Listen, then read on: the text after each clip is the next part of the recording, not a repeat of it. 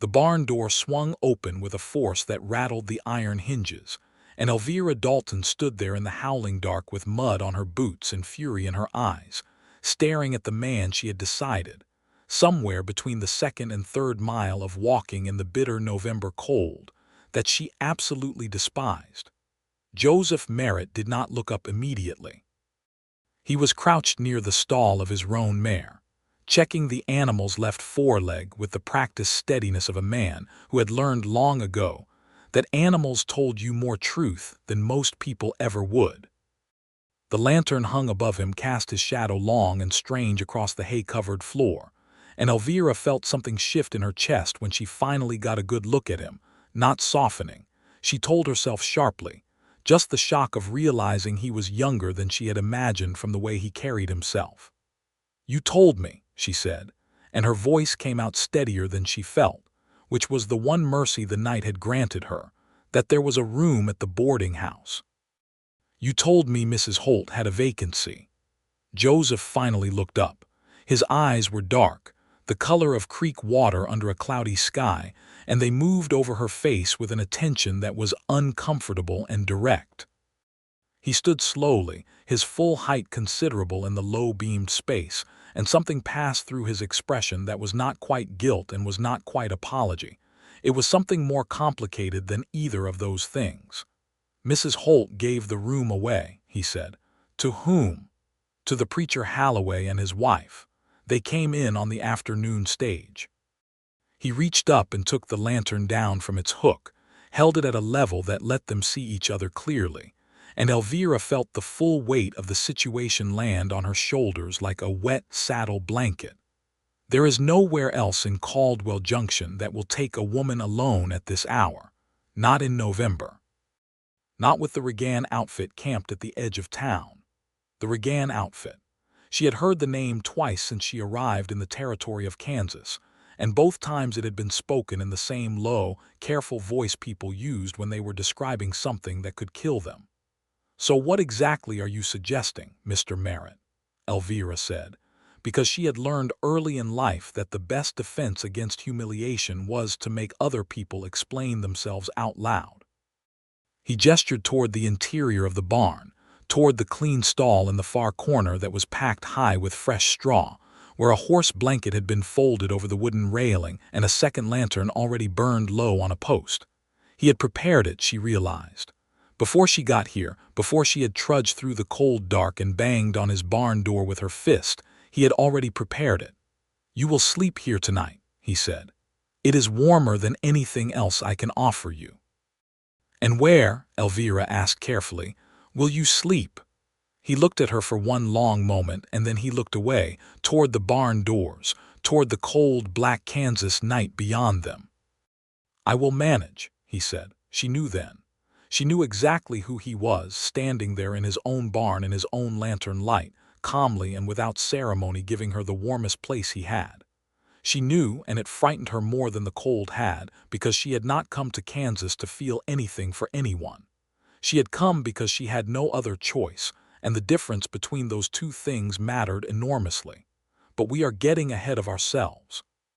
Because for Elvira Dalton to understand what she knew in that moment, you have to understand where she came from, and what she was running from, and why a woman alone in 1878, with $32 sewn into the hem of her traveling coat, found herself standing in a barn in Caldwell Junction, Kansas, trying not to let a stranger's quiet decency destroy her careful composure. Elvira had grown up in St. Louis, which was a city in the process of deciding what it wanted to be. Her father, Charles Dalton, had been a printer by trade and a drunk by temperament, and her mother, Susanna, had died of pneumonia when Elvira was 11, which meant that from 11 onward Elvira had run the household, kept the accounts for the print shop when her father forgot to, and learned that the world did not adjust itself to accommodate what you needed it to be. You adjusted, you calculated, you prepared. She was 24 years old in November of 1878, which meant she had been adjusting and calculating for 13 years, and she was, to be honest, profoundly tired of it. The event that set everything in motion was not dramatic in the way people imagined when they heard the word betrayal. There was no single moment of revelation, no confrontation in a parlor with accusations flying.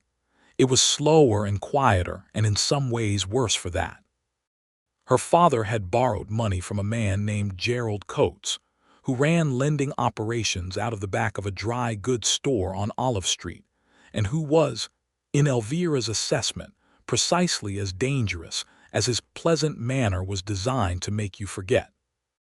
The debt had grown the way debts always grew when the person managing them was not thinking clearly, and by the spring of 1878, it had reached a number that Charles Dalton could not pay.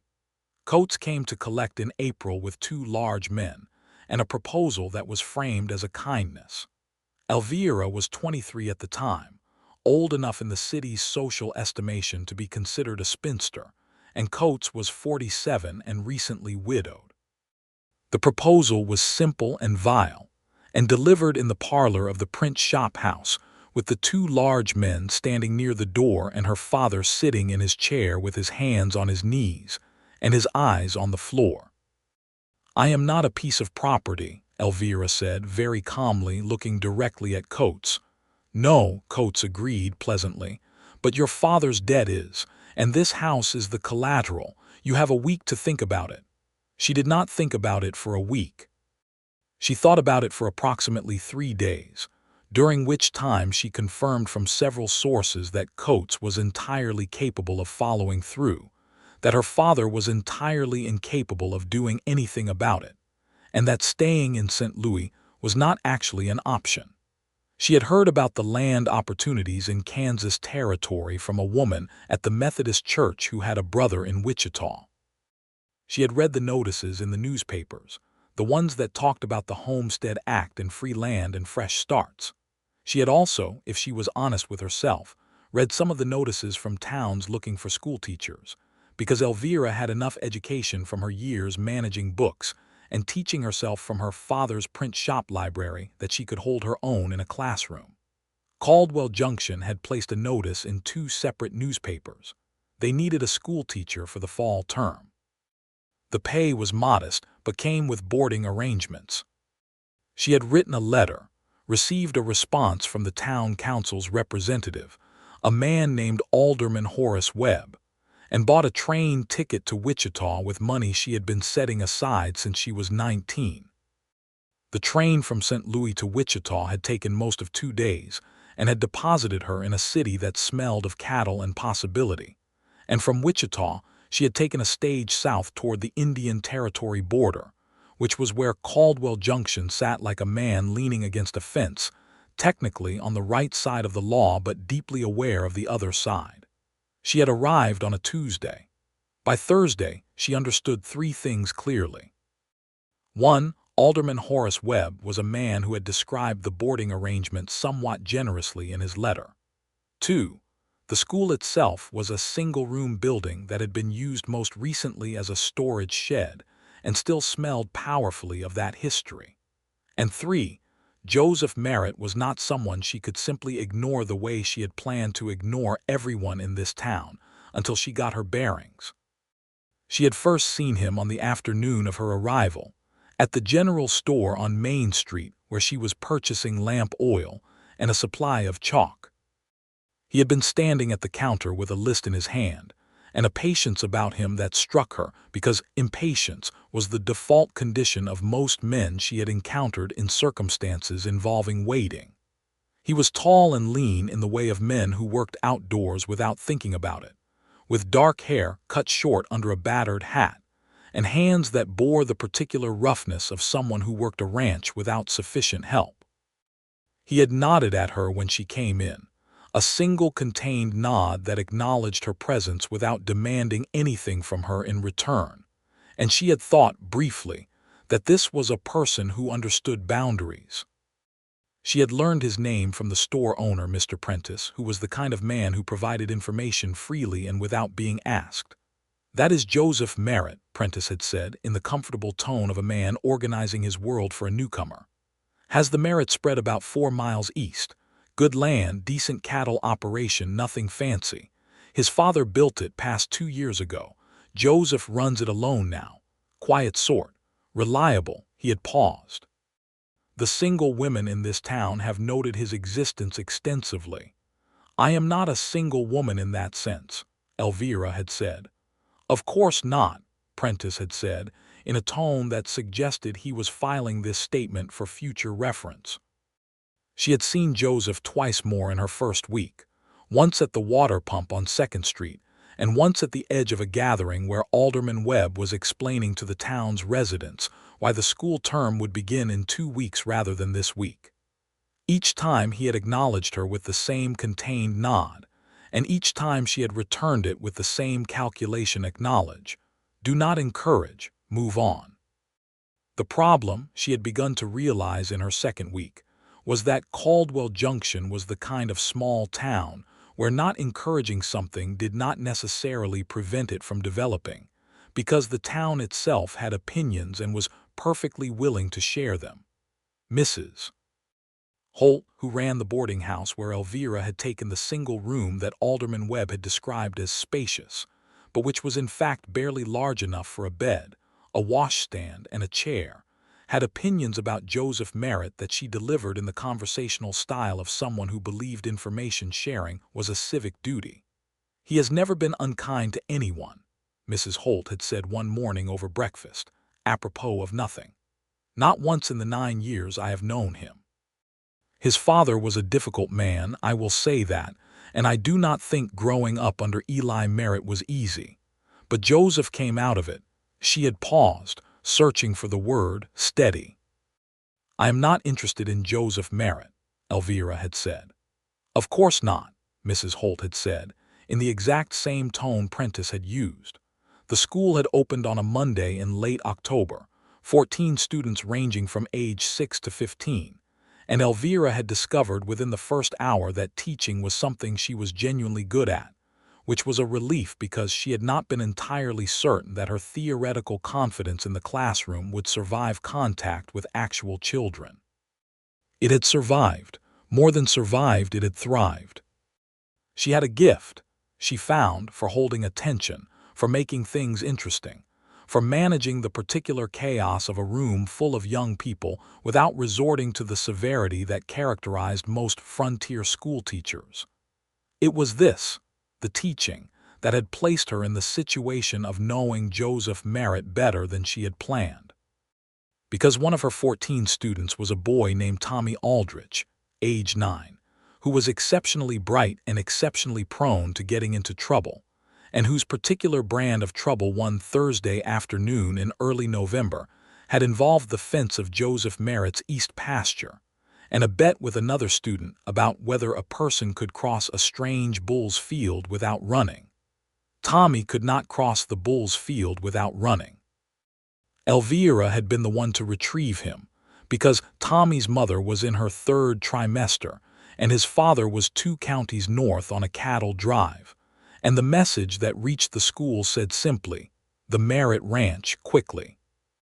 She had ridden the 3 miles on a borrowed horse, which she had managed adequately if not elegantly, and arrived at the Merritt spread to find Joseph standing at his own fence with Tommy on the safe side of it and the bull, enormous, dark, and visibly irritated, on the other. And the expression on Joseph's face was the most interesting she had seen on a person in months, because it was trying simultaneously to be stern and not to be amused, and was not succeeding well at either. "Is he hurt?" she had asked, sliding off the horse with considerably less grace than she would have preferred. No, frightened appropriately, Joseph had looked at her with those dark, direct eyes. "You are the school teacher." "I am." She had looked at Tommy. "We will discuss this tomorrow."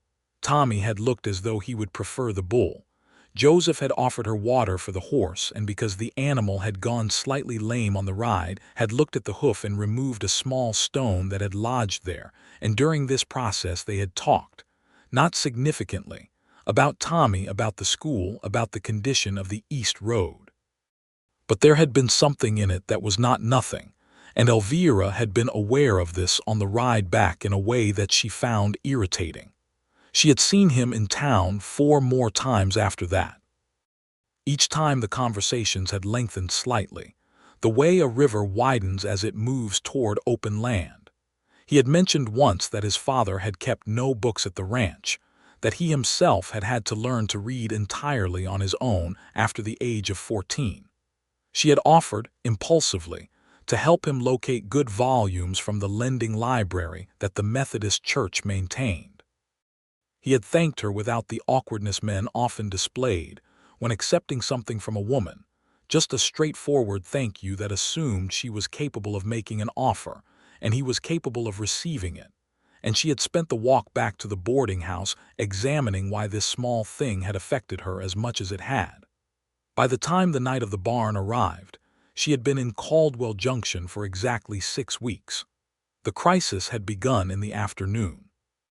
A rider had come through town in a hurry with news that the Regan outfit 8 men operating under a wanted man, named Cole Regan, who had a warrant in 3 territories, and evidently no concern about this, had been seen making camp south of town. The Regan outfit did not generally announce its intentions in advance, but its record in other towns included robbery, intimidation, and the specific targeting of individuals who might speak against them. Sheriff Dawes had issued a quiet directive that people with vulnerable situations should not be alone after dark. Elvira had gone to the boarding house in the early evening to find Mrs. Holt in a state of considerable agitation, because Mrs. Holt's sister had arrived unexpectedly from Wichita with her husband and 3 children, and the boarding house had only 4 lettable rooms, 2 of which were taken by the preacher Halloway and his wife, and 1 of which was Elvira's, and the 4th of which was empty only because it had no functioning door. The sister and her family had taken Elvira's room, and Elvira had arrived to find her trunk in the front hallway, and Mrs. Holt apologizing at length and offering a partial refund of the week's rent. There had been a moment, standing in that front hallway with her trunk at her feet and the November wind finding every gap in the boarding house walls, when Elvira had felt the particular despair of realizing that the world was once again not going to arrange itself conveniently. She had controlled this feeling with the practice of long habit and begun calculating options. The church, the school building.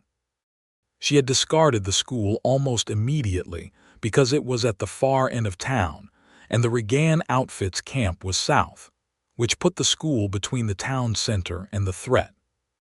The church was a possibility, but Reverend Marsh lived in a separate house, and the church itself was not heated at night. It had been Mrs. Holt, in the middle of her apologies, who had said, "Joseph Merritt's ranch has a barn that is warmer than some houses, and he is a decent man," and had said it in the particular tone of someone who was not just making a suggestion, but was making a statement about the nature of things. Elvira had walked the 4 miles rather than imposing on anyone for a horse, because she was not in the habit of asking for more than she had already been forced to ask for, and the cold had been honest and complete in the way that Kansas cold was not vicious like a storm but steady and penetrating, the kind that found the seam of your coat and worked its way in. She had arrived at the Merritt barn with the particular fury of someone who was cold and tired, and had not wanted to need anyone's help, and was now needing it anyway, and she had thrown the door open with more force than was strictly necessary. And Joseph had been there, crouching by his mare, and he had looked up, and she had understood in the next 10 minutes that he had already prepared a place for her. But standing in the barn that night, understanding this, was not the same as being easy with it. She was not easy with it. She stood in the lamplight with her arms crossed over her coat and looked at the prepared stall and the folded blanket and the small lantern, and she said, because she was constitutionally incapable of accepting things without acknowledging them clearly, "You expected me." Joseph had moved to the barn door, was pulling on his own coat, a heavy canvas duster that he wore with the collar turned up. He stopped at her question. "I heard about Mrs. Holt's situation from Prentice, who heard it from her sister's husband at the stage stop. I thought it was possible," a pause, "I thought it was possible you would need somewhere. So you prepared a place and planned to sleep outside." "The hay shed," he said, with a very small degree of what might have been defensiveness or might have been precision. "It has a wall on 3 sides. It is below freezing. I have slept in worse."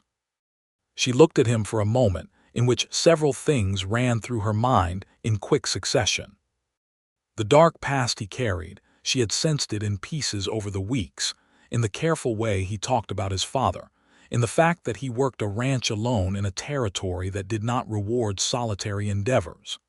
The hidden quality in him, not hidden like a secret kept for dark purposes, but hidden like something protected, like a thing too valuable or too fragile to display casually.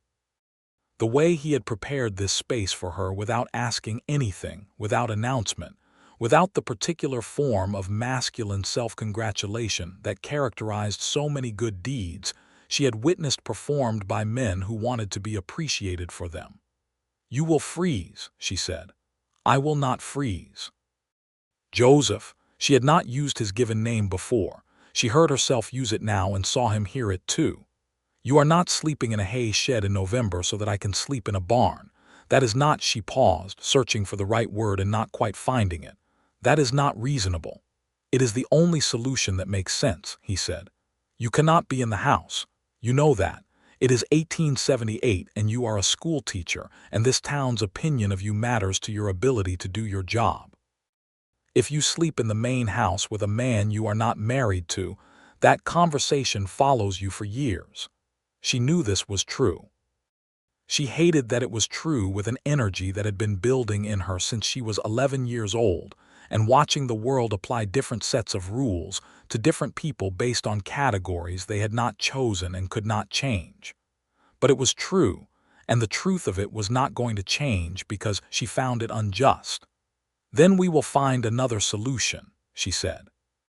"There is not another solution tonight," he said, with a patience that was not condescension, but was instead the patience of someone who had already worked through the problem carefully and arrived at the same answer twice. "Tomorrow I can ride to the Jensen place and ask if their spare room is available. But tonight this is what there is. The stall is clean, the blanket is wool, the lantern will last until morning." He moved to go. She reached out, not quite touching him, just a movement toward him that arrested his progress, and said the only thing she could think of that was both honest and not revealing more than she intended. "Why?" she said. He turned back. The lantern light caught the planes of his face, the particular steadiness in his eyes. "Because you are alone in a strange place," he said, as though this were a complete and sufficient explanation, and then he said, "and because you are good with those children, and this town needs you to stay." He went out into the cold. The barn door closed. Elvira stood alone in the lamplight with his mare looking at her over the stall rail with the deep, equine patience that horses seemed to reserve for moments when humans needed someone to be patient, and she felt something move through her that she had no name for and no defense against. She made herself go to the prepared stall. She removed her coat and boots and lay down on the straw with the wool blanket over her and the small lantern burning beside her, and she listened to the wind move across the roof and thought about a man sleeping in a hay shed because he would not leave her without shelter. She did not sleep for a long time. In the morning she woke to the sound of him doing chores, moving through the barn with a quietness that suggested he was trying not to wake her. She lay still for a moment and watched the light change through a gap in the barn siding, from the gray of early morning to the thin gold of a November sunrise, and she listened to him talking to his horse in a low voice the way you talk to animals you loved, and she thought with a clarity that sometimes came with insufficient sleep and too much cold air that she was in significant trouble. She sat up. He was at the far end of the barn, forking hay. He did not look around. "Good morning," she said. He looked around then. His face showed the particular quality of someone who had slept in cold and was not going to complain about it, not quite discomfort, just the slight tightness around the eyes of a person who has spent the night in less than ideal circumstances and is moving through it without making it anyone else's concern. "Good morning," he said. "There is water in the bucket by the door. I am going up to the house to make coffee if you would like some before you walk back." "You look like you have had a cold night," she said. A pause. "I am fine, Joseph. I told you I would be fine." She got up and found her boots and put them on and walked to where he was working and stood close enough that he would have to look at her, which he did, with the dark water eyes and the controlled expression and the slight defensive set to his jaw that she was beginning to learn meant he was preparing to defend a position he had already decided on. "I am going to say something," she said, "and I want you to hear it without explaining why I should not feel it." He stopped forking hay. He waited. This, she thought, this willingness to wait, was possibly more dangerous to her than anything else about him. "Thank you," she said. "Not for the accommodations, though those were genuinely better than the cold. Thank you for caring whether I was safe before I asked you to. I am not accustomed to that." Something shifted in his face. Not dramatics, just a small, real shift, the way a door that has been closed firmly moves an inch when the pressure behind it changes. "You should be accustomed to it," he said, which was all he said, but it was enough to send her walking to the barn door and outside into the cold morning air before she said something she was not yet ready to say. The coffee was hot and he made it strong, and they sat at his kitchen table, a rough pine table in a kitchen that was clean and spare, and had 3 books on the shelf beside the window. One of them the Bible and 2 of them histories of the Western territories that she recognized as volumes from the Methodist Lending Library, and they talked about nothing significant for 20 minutes, and every minute of it felt significant anyway. She walked back to town in the early morning light with the cold burning in her nose and the particular feeling of someone who has shifted direction without quite intending to. The boarding house situation resolved itself by midweek. The Jensen family did have a spare room, as Joseph had thought, and Mrs. Jensen was perfectly happy to let it to the schoolteacher for a reasonable rate that was actually better than what Mrs. Holt had charged.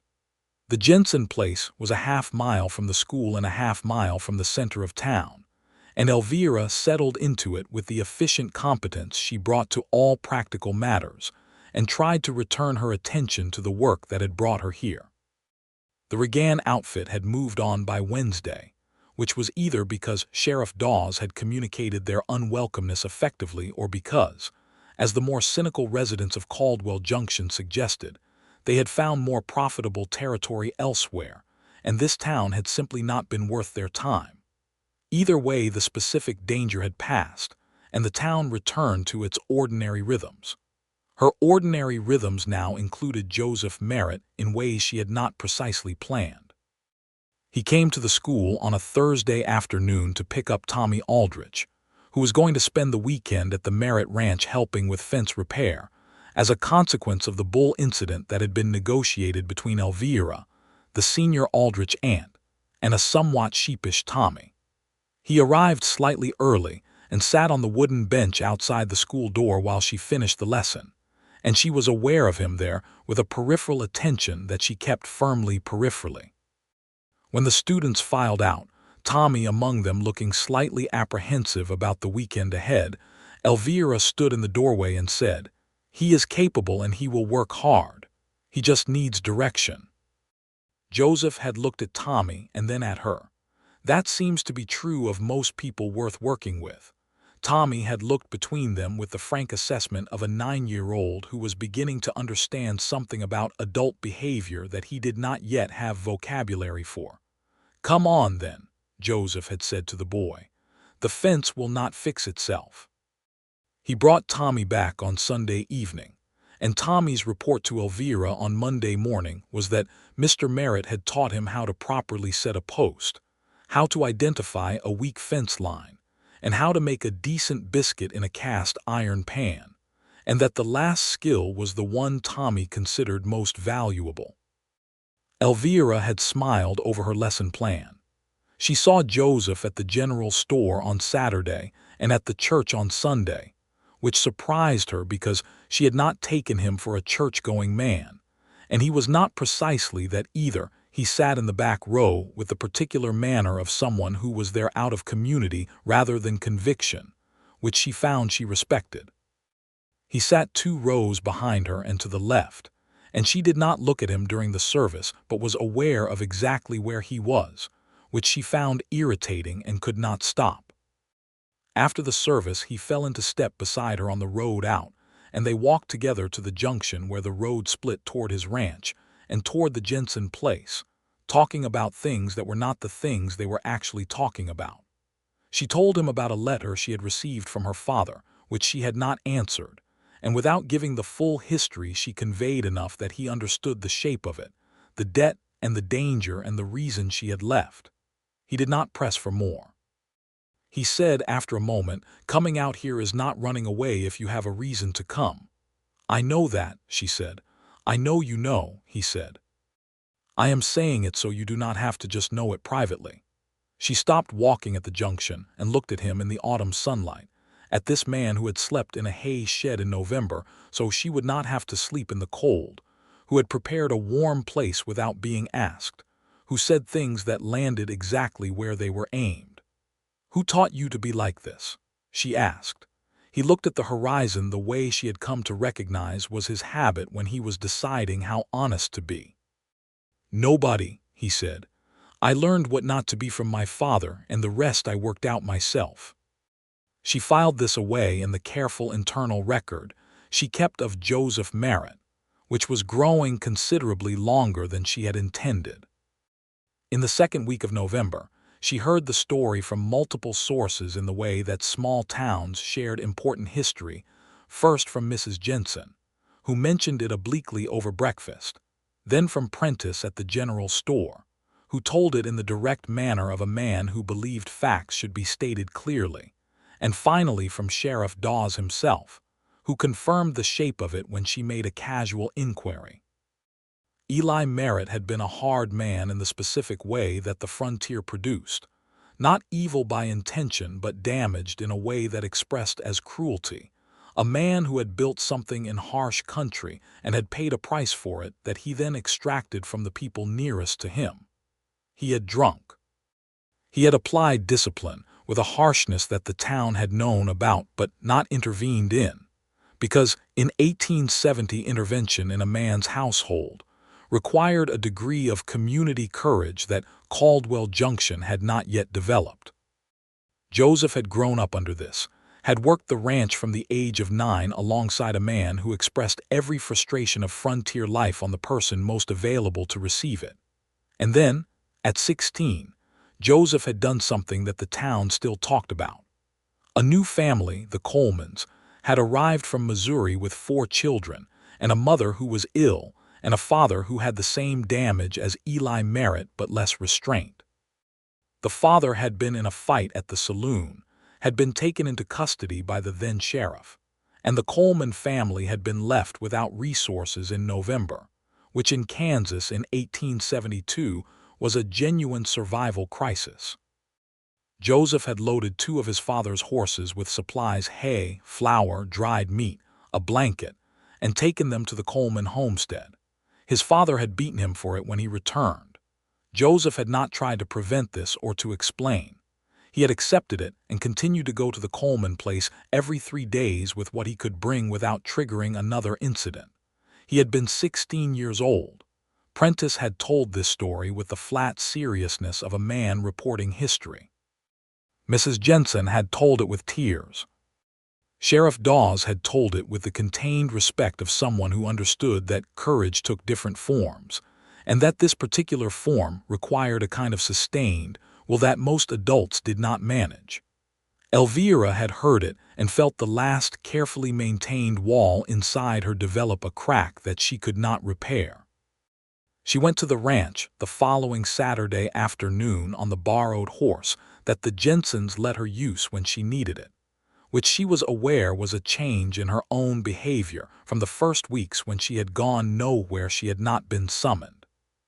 She arrived to find Joseph replacing a section of roof on the main barn, standing on the roof with a hammer and what appeared to be a limited supply of patience for the particular nails that kept bending. She stood below and looked up at him. "I heard about the Colemans," she said. He stopped hammering. He did not look down at first, just looked at the section of roof he was working on, and she could see the slight tension in his shoulders that meant he was deciding how to respond to this. "That was a long time ago," he said. "I know. I am not bringing it up to make you uncomfortable." She paused because the next part was harder. "I am bringing it up because I have been wondering since that night in the barn who you are. And I think I know.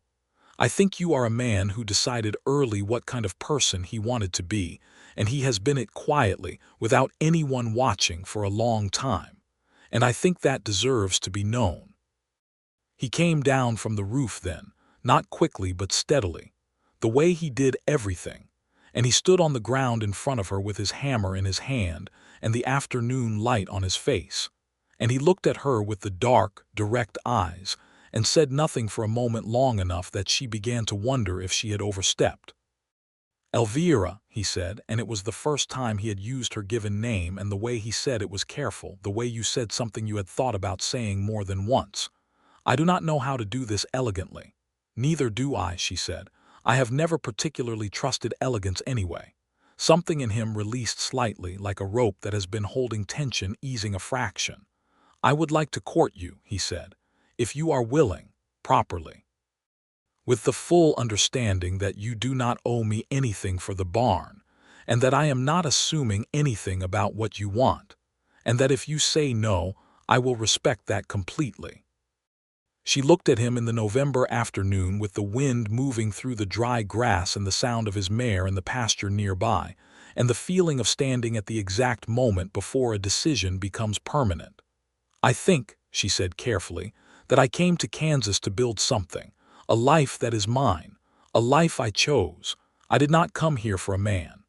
"I know," he said. "But I think," she said, and this was the harder part, "that what I build here does not have to exclude a man if he is the right one. And I am—" She paused, and in the pause she felt the full weight of what she was about to say, the vulnerability of it, the way honesty required you to stand without armor for a moment. "I am finding it increasingly difficult to think about what I am building here without thinking about whether you might be part of it." He had still not moved. He was watching her with a quality of attention that was the most fully seen she had felt in as long as she could remember. "I would like you to court me," she said. "Properly, on the same terms." He smiled then, not the contained and controlled expression she had been working to read for weeks, but a real smile, sudden and genuine, and transforming his face in a way that was, she thought, really quite unfair to her composure. "On the same terms," he said. Courting in Caldwell Junction in November of 1878 was a practical affair shaped by the requirements of a small community that had opinions and a schoolteacher who needed to maintain her professional standing. Joseph came to the Jensen house on Sunday afternoons and sat in the front parlor with Elvira and talked, and Mrs. Jensen served coffee and occasionally found reasons to be on the other side of the house. He brought her books he had located, not from the Methodist library, but ones he had ordered from the bookseller in Wichita. 2 books he thought she would like based on the conversations they had had, and she had opened them and felt the particular warmth of being known by someone who paid attention. She went to the ranch on Saturdays and helped him with ranch work, which was not precisely traditional courting behavior, but which was what she wanted to do, because she was not interested in sitting in a parlor for months to qualify herself. She learned how the cattle operation worked, the rhythms of feeding and moving and maintaining, and he taught her with the same patience he gave everything, never talking down, always explaining the why behind the what in the way of someone who had learned things largely through his own reasoning and valued the reasoning as much as the knowledge. They talked about everything. About what she wanted the school to become, the books she wanted to get, the subjects she wanted to add, the 3 older students she thought had real ability that needed more than she could give in a single-room schoolhouse.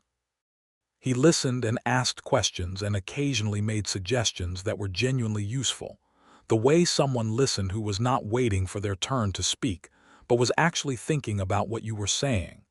He told her more about his father over time, not all at once, but in pieces that came when they came, and she received each piece with the care it deserved, not probing, not trying to fix anything, just receiving.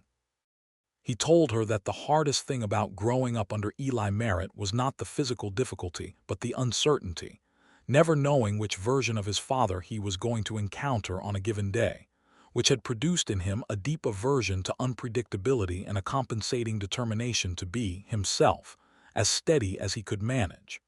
"That is why you prepare things in advance," she said, and he looked at her with a slight surprise that she had connected these things. "Yes," he said. "I suppose it is. That is why you had the stall ready before I arrived." "Yes."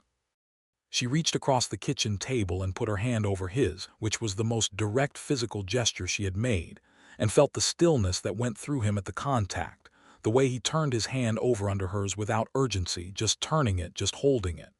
"That darkness shaped you into something good," she said. "I want you to know that I see that, not the darkness, what you made from it." He looked at their joined hands on the pine table for a long time.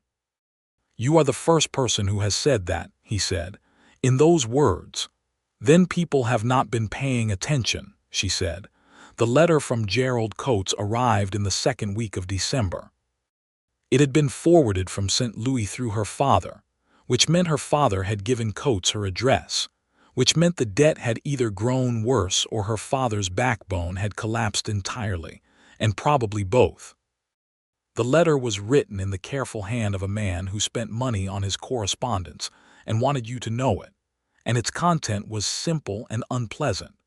Coates was aware of where she was, considered her departure a breach of good faith with respect to the arrangement he had proposed, and was sending a representative west in January to discuss the matter. She read it twice, and then set it flat on the kitchen table and sat looking at it with the cold practicality she applied to threats, because panic was not useful and analysis was. She told Joseph that evening, because they had a dinner that had been planned 3 days earlier, and she was not going to let a letter from Gerald Coates disrupt a plan she had been looking forward to. But she was also not going to pretend the letter did not exist. She put it on the table between the coffee cups and watched him read it, and watched the controlled expression become very still in the particular way it became still when he was managing something that he felt strongly.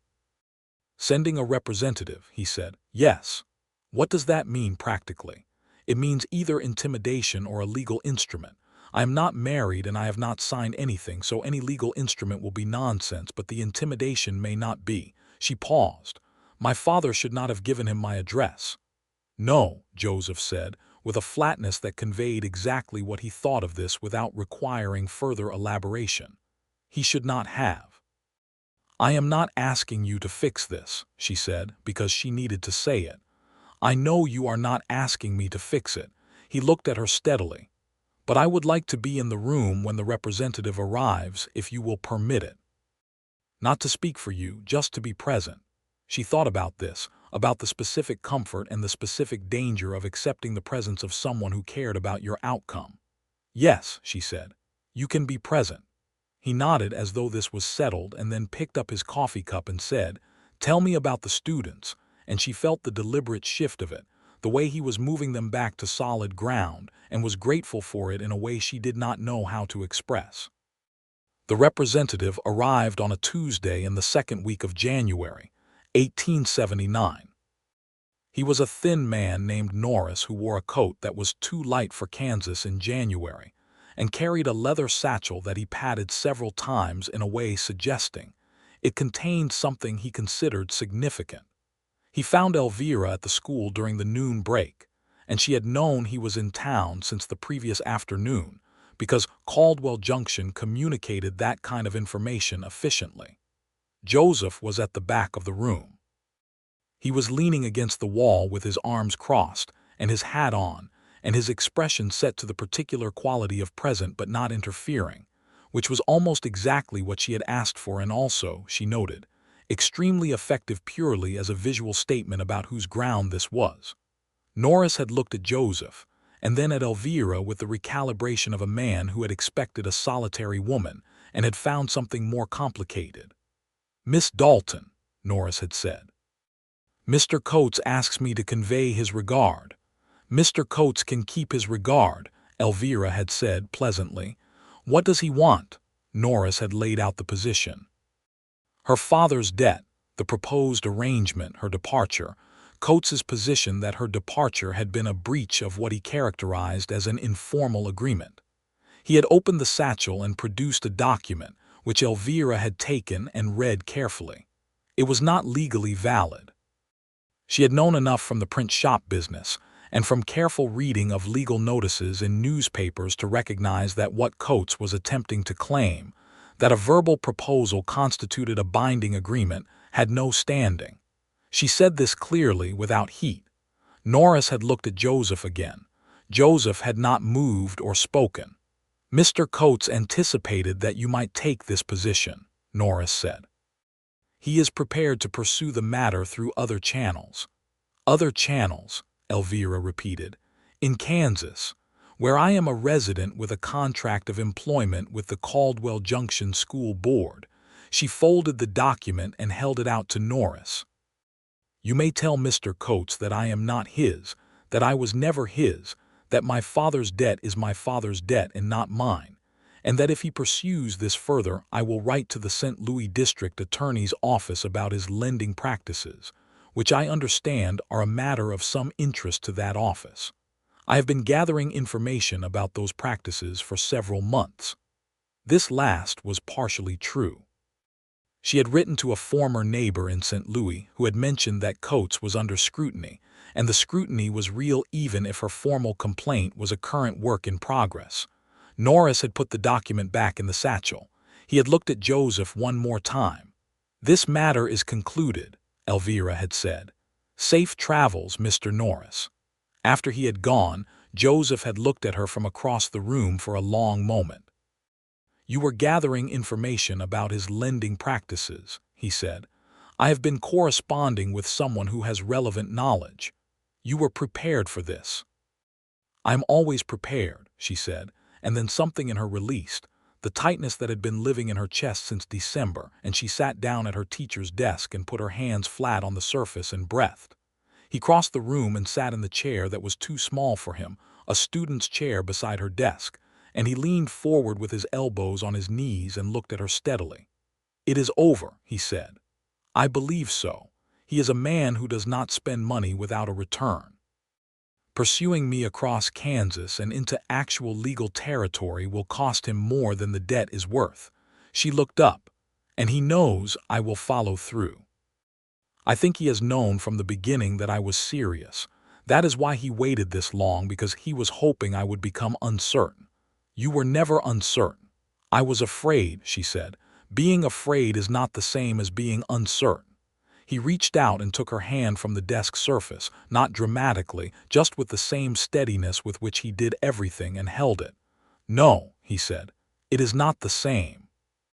January opened up into a cold, clear stretch of days that had the quality of suspension, as though the season was gathering itself before the worst of winter arrived. Elvira found herself at the ranch more often, sometimes for the practical reason of working on the books that had fallen into disorder since Eli Merritt's time, and which Joseph had asked for her help organizing, and sometimes for no practical reason at all, except that the ranch kitchen was warm, and the company was the best she had encountered in her 24 years of being alive. The ranch was changing. Not dramatically, not at a pace that shouted itself, but she could see it.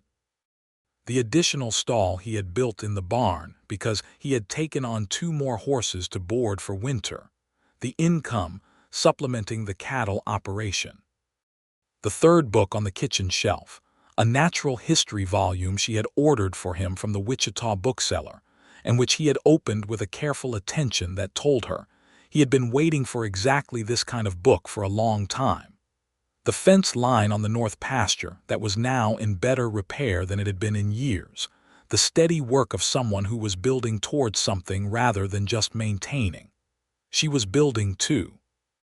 The school had 15 students now, with a 16th expected after the holidays, and she had petitioned the town council for a proper wood stove and 2 additional shelving units for books. and had gotten both after a town meeting where she had laid out the case with the precision of someone who had learned to argue from written notices and legal language, and was perfectly willing to apply that skill to whatever room she was in. 3 of the older students were reading at levels that she was actively trying to match with materials that would stretch them. She had written to the state education office in Topeka about the possibility of a standardized curriculum, and the response had been encouraging. She was building a life here. She could feel it taking shape under her hands the way you felt clay before it hardened, the way you felt the particular solidity of something that was becoming real. In the last week of January, she was at the ranch on a Saturday afternoon, sitting at the kitchen table with the account ledgers and a cup of coffee, and Joseph was at the wood stove making something that smelled of onions and dried beans and the particular richness of salt pork, and the afternoon light was low and golden through the window, and there was a silence between them that was the most comfortable silence she had ever occupied. "I wrote back to my father," she said, not looking up from the ledger. Joseph did not turn from the stove. "What did you say?" "I said that I was well, that I had employment and a life here. That I was sorry his situation was difficult but that I could not help him resolve it and that he would need to find his own way." She paused. "I said that I hoped he would stop drinking, but I said it without expecting anything from it." "That is honest," he said. "It is the only kind of communication I know how to do anymore." She set down the pen and looked at the window and the winter afternoon beyond it. "I spent years managing his life because someone had to. I think I told myself it was love, but I think a lot of it was fear. Fear of what happened if I did not. And somewhere in there I forgot that love that is purely fear is not actually love. It is just management." He came to the table and sat across from her, and she felt the full quality of his attention, the way he gave it, all of it, without dividing it. "My father would have said managing the ranch was love," he said. "Building it, maintaining it, making it produce. I think he believed it. I think the problem was that what he built it for was himself, and he never understood that love that is only for yourself is also not love. It is just ambition." She looked at him across the winter light and the steam rising from the stove and the comfortable disorder of the account ledgers between them. "We are both people who had to learn what love was by seeing the wrong versions of it," she said. "Yes," he said, "I think that is right." A pause. Outside, the wind moved through the dry grass of the winter pasture with a sound like paper. "I love you," she said, because she was tired of knowing things privately that deserved to be said aloud, and because the patience of managing this feeling quietly had reached its limit, and because he was the kind of person who deserved to have the thing said directly, without elegance, without ceremony, in a kitchen on a January afternoon with account ledgers between them and beans on the stove. He went very still for a moment, the stillness she had come to recognize as the way he received things that mattered enormously, and then he said, in the careful voice of someone who was saying the truest thing they knew, "I have been in love with you since you walked 4 miles in the cold and banged on my barn door with your fist." She laughed, which she had not expected, and the laugh changed the air in the room entirely, made it lighter and warmer and completely different from whatever careful thing it had been a moment before, and he was smiling across the table at her, the real smile, the sudden one, and she thought that she had never in her 24 years seen a more welcome sight. He came around the table and she stood and he took both her hands and looked at her face the way you looked at something you had been afraid might not be yours to have, and then he kissed her, simply and without preamble, and it was the right kind of first kiss, not dramatic, not urgent, just utterly true, the way a thing feels when it has been honest from the beginning. "The beans are going to burn," she said against his cheek, and he laughed too, which was the best sound she had heard in recent memory, and went back to the stove. He asked her to marry him in March, when the winter had finally begun to release its grip on the Kansas plains, and the first tentative signs of spring were appearing in the brown grass of the pastures. He did not make a production of it. He asked her at the kitchen table after supper, in the plain and direct manner that she had come to understand was his truest mode of communication, with a ring that had been his mother's, a small and perfect thing in gold, with a single garnet that she would later learn his mother had worn every day until she died, and that Joseph had kept in a wooden box in the chest at the foot of his bed for 15 years waiting for a reason to take it out. She said yes without hesitation, which was itself a kind of landmark, because Elvira Dalton had never in her life said yes to anything of significance without first examining it from 4 angles. She said yes to this with both hands and all of herself, fully and cleanly. The wedding was in May, in the little church on Main Street, with Reverend Marsh officiating and most of Caldwell Junction in attendance, because a wedding in a small town was a community event, and the community had opinions about Joseph and Elvira that it wanted to witness being confirmed. Mrs. Holt cried. Tommy Aldrich, seated in the third row with the Aldrich family, watched the proceedings with the satisfied expression of a 9-year-old who felt himself responsible for introducing 2 people via a near-death encounter with a bull.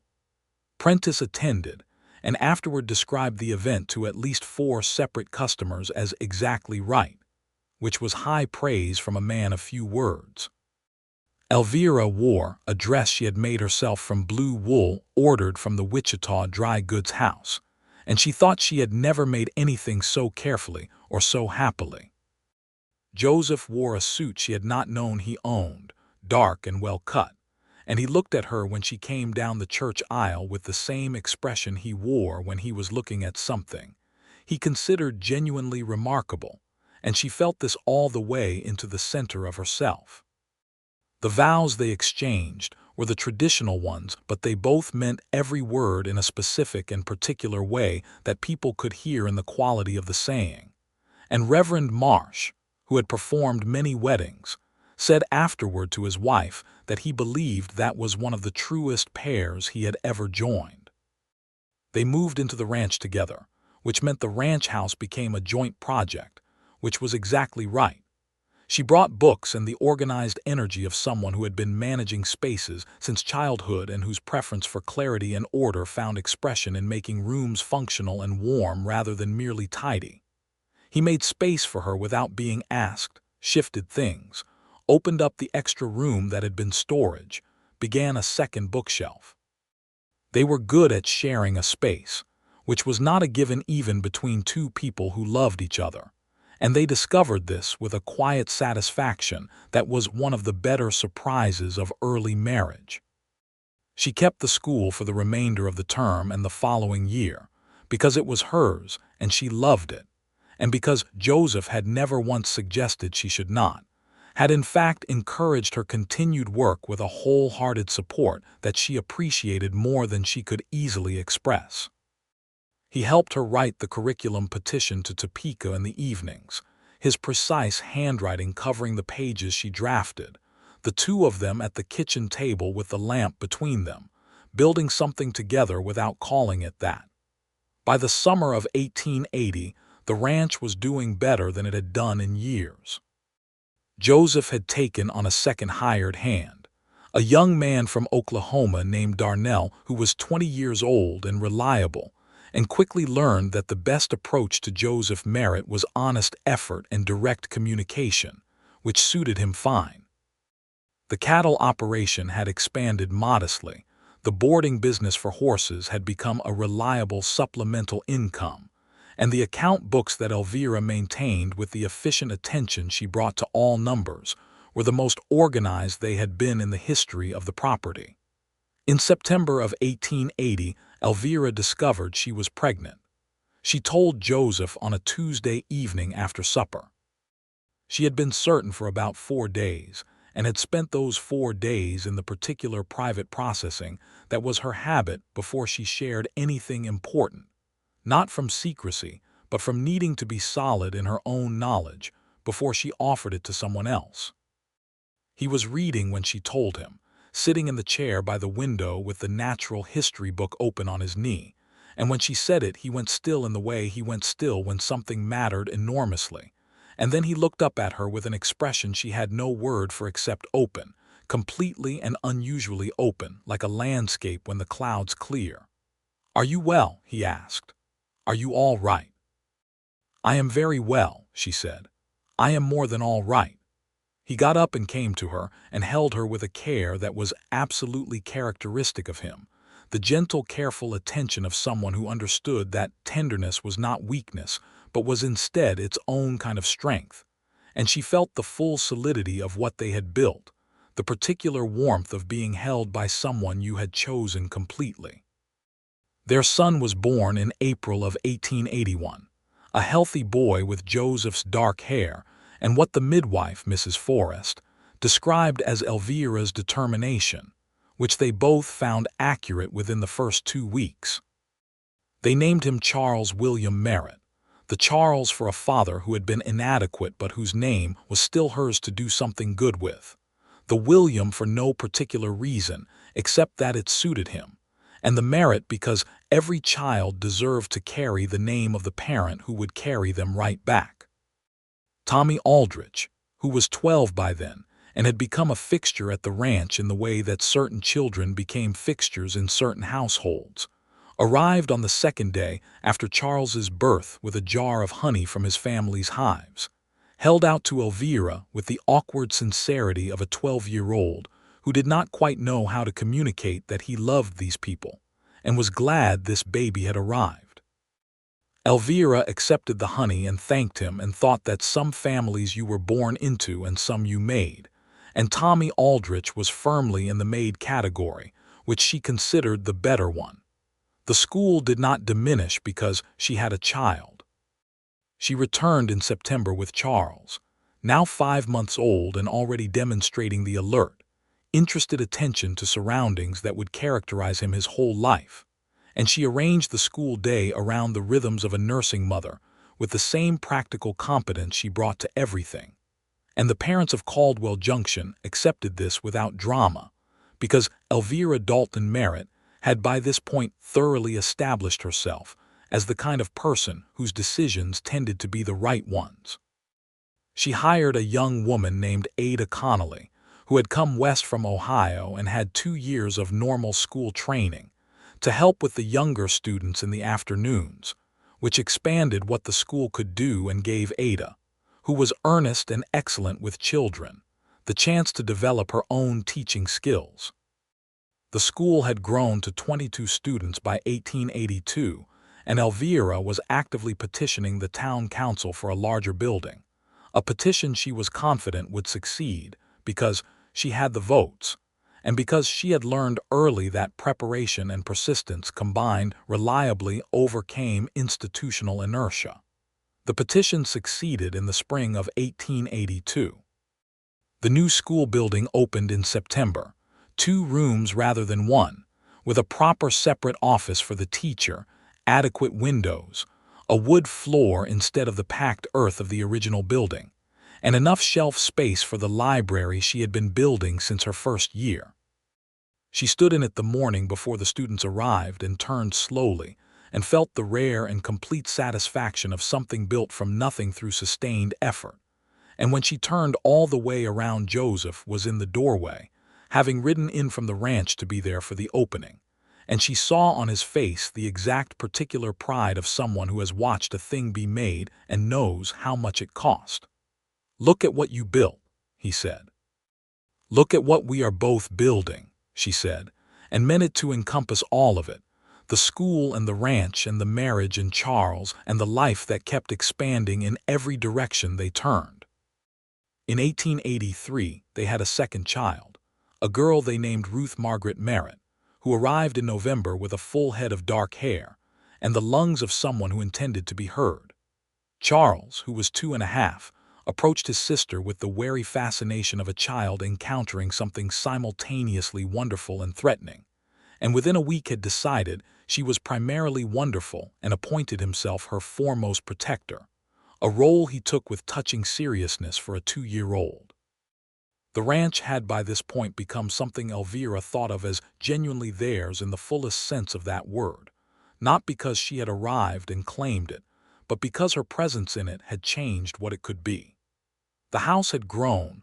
Joseph had added a room in 1882 in anticipation of the family expanding, and the addition was solid and well built in the way of everything he made.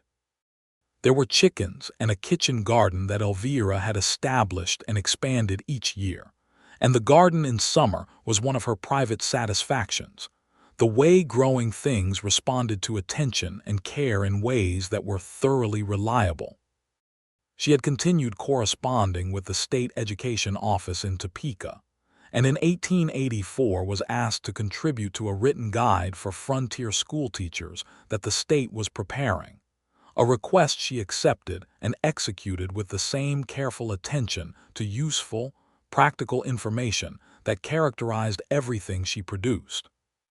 Her name appeared in the publication as a contributing author, which she showed Joseph over supper, and which he took and read with the full and serious attention he gave everything she made, and which he then set on the shelf beside the books with a careful deliberateness that was his version of ceremony. The justice of certain things had not escaped her attention in all these years. She had watched the Cheyenne and Arapaho bands being pushed further and further from their traditional territories in the years since she arrived, had listened to the conversations at town meetings and in the general store, and had written one careful letter to the Kansas state legislature about the treatment of the native people who had been on this land before any of them. She did not know if the letter accomplished anything, but she believed in the accumulation of moral pressure the way she believed in the accumulation of small, correct acts, and she intended to continue. She had also, in the same spirit, hired a black woman named Clara Washington to assist with the school when Ada Connolly married and moved to her husband's homestead near Wichita in 1884.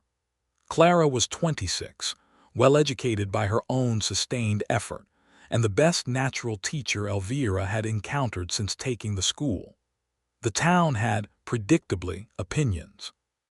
Elvira had, predictably, managed these opinions with the combination of calm certainty and transparent information sharing that was her most effective tool.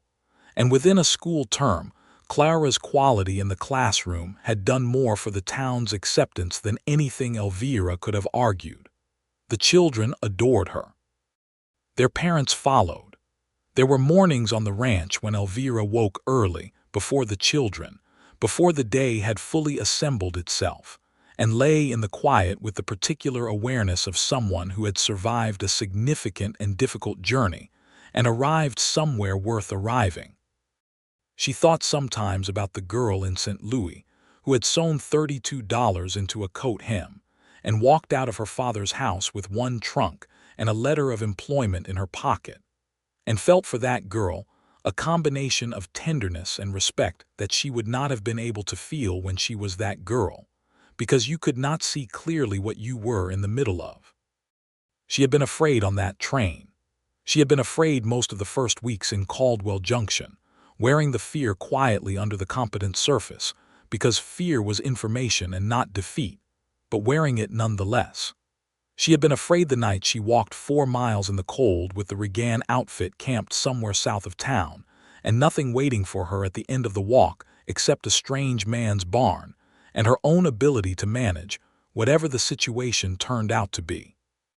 And then the barn door had opened, and the lantern light had fallen across a man who had already prepared a warm place for her, and she had understood something about what kind of person he was before she had words for it, and that understanding had changed the direction of everything. She told Joseph this one morning in the early spring of 1885, lying in the gray pre-dawn with the children still asleep in their room and the ranch quiet around them. She told him about the fear and the calculation and the way she had walked in that cold dark with no certainty about anything, and about what she had known in the first moment of understanding what he had done. He listened without speaking, the way he listened to the things she needed to say fully. "I knew you were someone who put others before himself," she said, quietly, without making it a performance. someone who decided what kind of person he was going to be and was just that person without needing anyone to see it. He turned toward her in the low light, and she could see the lines of his face that were slightly more than they had been when she first came to this territory. The lines that the sun and the weather and the years put on a face that spent most of its time outdoors. And she found them wholly beautiful because they were the record of a life he had lived fully. "You made me braver," he said. "I want you to know that. I was steady before, but steady and brave are not the same thing. You made me braver." "We made each other braver," she said. "Yes," he said. "That is the right way to say it."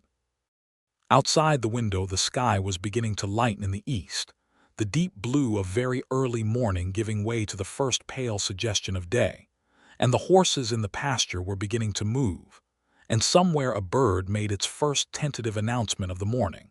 And Elvira lay in the warmth of the bed in the house they had built together and felt the fullness of the life she was inside, the extraordinary specific reality of it. Charles turned 4 in April and was growing into a child who wanted to know the name of everything, who followed his father through the morning chores asking questions in a rapid succession that Joseph answered with patient thoroughness that Elvira found deeply and constantly moving. Ruth, at 2, was beginning to talk with a directness that her parents recognized with some amusement as pure inheritance from both sides, a small person who had opinions and intended to share them with anyone in range. The summer of 1885 was generous and warm, the kind of Kansas summer that made you understand why people came here despite everything, the sky enormous and the grass high and the evenings long and golden. They harvested the kitchen garden together, the whole family, with Charles helping in the serious manner of a child who had been given a real job and intended to perform it, and Ruth eating more than she helped but contributing in spirit, and the shelves in the cellar filled with preserved vegetables and fruit that would carry them through the winter with the particular comfort of knowing the cold was coming and being ready for it. Elvira thought sometimes about the woman she had been and the woman she was, and whether they were the same woman or different ones. She thought they were the same woman at different stages of a project that was not finished yet and probably never would be finished, because living was not a problem you solved but a process you continued. The calculating girl from St. Louis was still in her, still running the numbers, still preparing in advance, still refusing to let the world catch her off guard if she could help it. She was just also someone who had learned that preparation and openness could coexist, that you could be ready for what was coming and still be genuinely surprised by what arrived. What had arrived was a life she had not imagined when she was imagining, a man who had slept outside in the cold so she would not have to, a ranch that was alive and producing, a school that was the best thing she had built with her own hands, children who were going to grow up in a place where they were fully wanted, a partnership with someone who understood the difference between managing and loving and had chosen, every day, to love. She was 29 years old in the spring of 1885. She had survived a father's inadequacy and a lender's threats and a 4-mile walk in a Kansas November, and all the daily particular difficulties of building a life in a place that was still deciding what it wanted to be. She had chosen a man who was steady and good and brave in the quiet way that required no audience. She had chosen herself, too, which was perhaps the harder choice and the more important one. In the evenings, Joseph read to the children. He was a good reader, slow and clear, and he chose books with the care of someone who had come to reading late and valued it enormously. And Charles listened with the still attention of a child who understood even at 4 that the words were going somewhere worth following.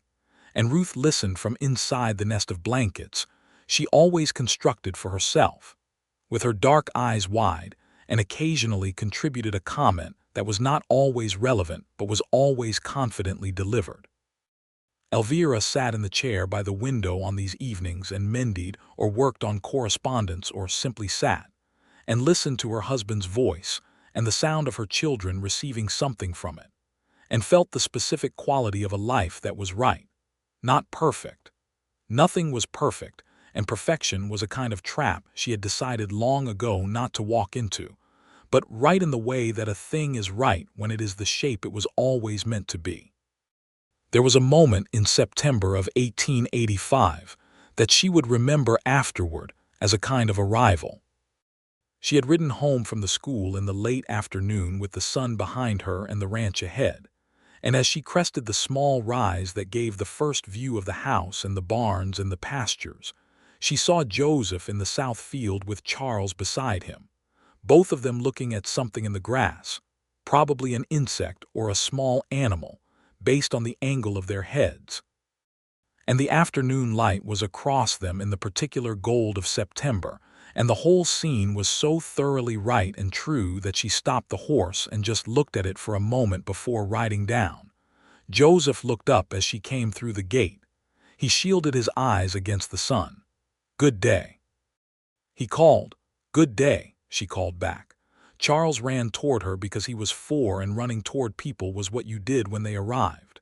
She got down from the horse and caught him and swung him and set him on her hip, and Joseph came across the field with his hand still shading his eyes and his face in the particular expression of someone who was exactly where they intended to be. "Papa found a horned lizard," Charles announced. "Did he?" "It did not want to be found," Joseph said, reaching them. "But here we are."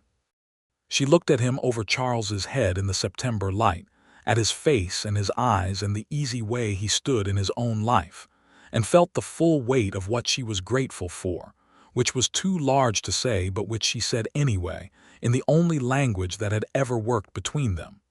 "Here we are," she said. He reached out and took her hand, the way he had reached across the kitchen table on a cold January day in what felt like another life, and held it. And Charles was babbling about the lizard, and Ruth was in the house beginning to make the particular sound that meant she had woken from her afternoon sleep, and was displeased about being the only one not present, and the horses moved in the pasture with the particular content patience of animals that were well kept. And the Kansas sky was enormous and going slowly golden and pink above all of it. He had slept outside in the cold so she would not have to. She had known then who he was. She still knew, every single day, who he was, and the knowing was not less because it had become familiar, but more, the way a thing deepens with sustained attention, the way love that is actually love grows heavier and more substantial over time rather than lighter. This was not the story she had planned when she sewed $32 into a coat hem, and walked out of her father's house in St. Louis with a train ticket and a letter of employment, and the particular determination of a woman who had decided that fear and love were not the same thing even if they sometimes felt identical in the dark. It was better than the story she had planned. It was the story she had built herself, with the hands and mind and heart she had, in a territory that was becoming a state, in a town that was becoming something more than a frontier outpost, with a man who had from the very beginning shown her exactly who he was. And she had chosen it, fully and without reservation, and she would choose it again. She would choose it every cold morning and every golden afternoon and every lamplit evening for as long as she lived, and she knew this with the certainty she reserved for things she had examined from every angle and found completely true. Here we are, she had said. Here they were. Here they would stay.